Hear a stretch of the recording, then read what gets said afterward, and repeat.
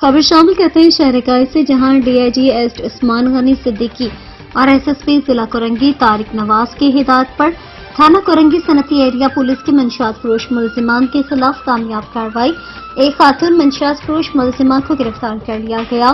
थाना कोरंगी सनती एरिया सचिव इंस्पेक्टर मोहम्मद अली नियाजी ने रॉयल न्यूज टीवी के चीफ रिपोर्टर कराची जावेद महमूद अराई को बताया कि थाना कोरंगी सनती एरिया पुलिस ने खुफिया इत्तला पर बैन सूबे मंशियात फरोश गिरोह की रुकन खातून मुलजिमा मस्मात शाहीन ज़ौजा मुख्तियार को गिरफ्तार कर लिया।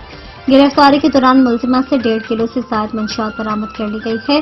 पुलिस के मुताबिक मुलजिमा के खिलाफ इम्तना मंशियात अमेंडमेंट एक्ट दफात के तहत मुकदमा दर्ज कर लिया गया।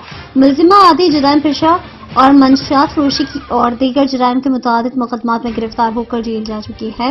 पुलिस के मुताबिक मुलजिमा का साबिका रिकॉर्ड मौजूद है। मुलजिमा क्रिमिनल रिकॉर्ड के मुताबिक थाना कोरंगी सनती एरिया से दीगर मुकदमात में 5 बार गिरफ्तार होकर जेल जा चुकी है। मुलजिमा को मज़ीद कार्रवाई के लिए शोबा तफ्तीश के सुपुर्द कर दिया गया।